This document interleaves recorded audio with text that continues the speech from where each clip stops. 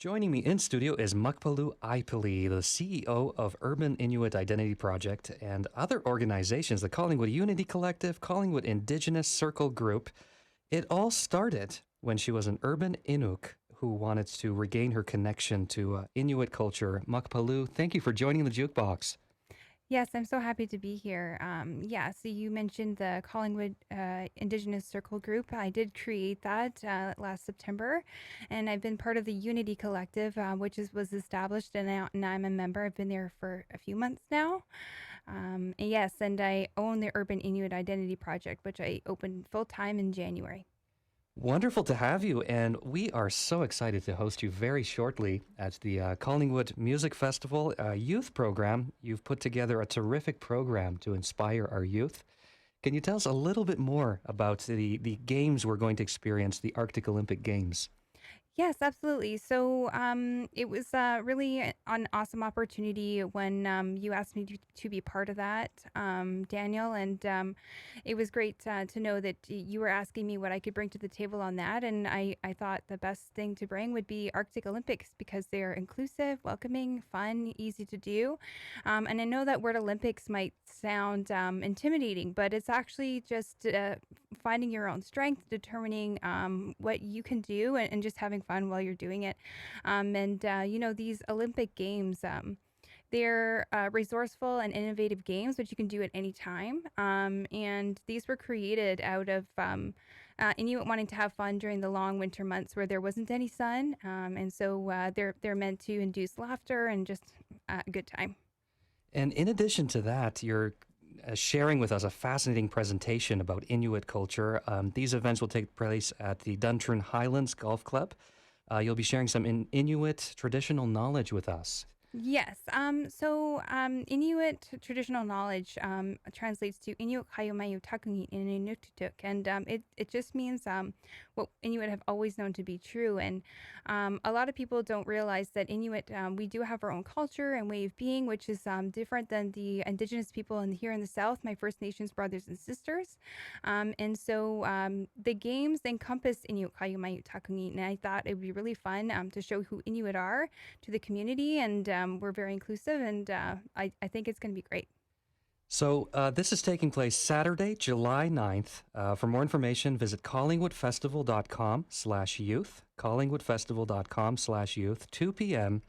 You're also bringing two friends with you, Tauni and Aalpi, who will share some knowledge about Inuit culture. Tell us a little bit about how an Inuit drum is made. So these Inuit drums, they are made by men and they're used by men. They're really large. I can't speak to exactly how it's made, but Alpi's going to share that. He made his own drum and he's going to be bringing that. When you go there, you got to know that information. And he'll be walking us through how it's made and sharing the history of it as well. Yes, and he'll Fascinating. definitely be playing it too, and it's just going to be great. So I'm trying to put my mind into the mindset of a 10-year-old who, say, for example, is attending this. What can I expect to learn at the Arctic Olympic Games when you have these stations set up over the field? Because I'm getting very excited about this event.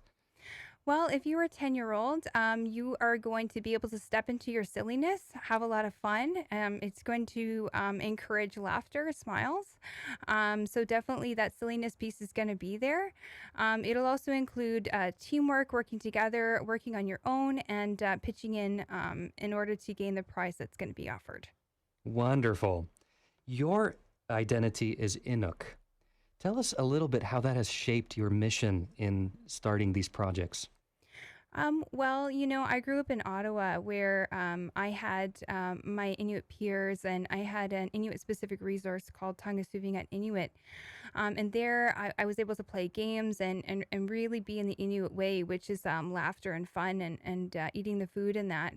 But when I moved out of there when I was living in Simcoe County and in Collingwood as well, I was finding it difficult to maintain my Inukness, and instead of working for other people and my off time trying to teach what Inuit culture meant, I decided to do that full time, and that way Inuit who are like me and who are urban will be able to access those resources and return to culture if that's what they need, because as we all know, in order for us to feel sturdy on our ground, that means being strong in our culture, and that's what I'm trying to do for my urban Inuit.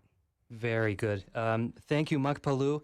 Could you share a little bit of the Inuit cuisine with us? Yeah, so a lot of people know that Inuit eat raw meat, and there's a few reasons for that.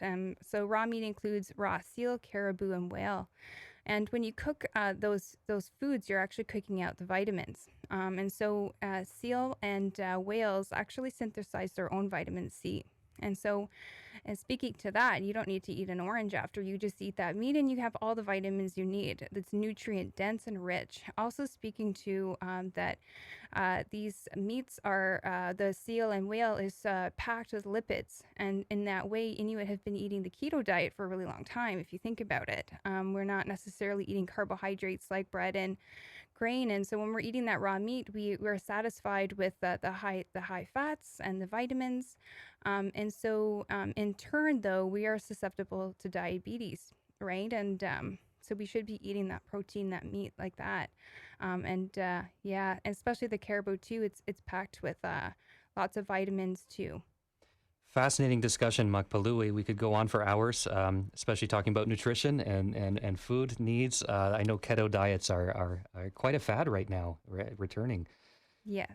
So, yeah. And one more addition to that is when you eat that meat, you're actually burning a lot of fat. And if you think about the Arctic climate, it's cold and you need to burn that fat and burn that energy to stay warm. So there's another addition to that too. Bring your kids, bring your grandchildren.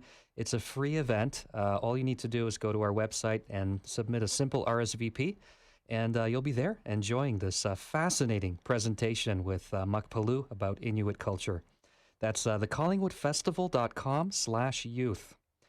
Join us there, and thank you, Muckpaloo, for joining us today. You're so welcome, Daniel. Thank you.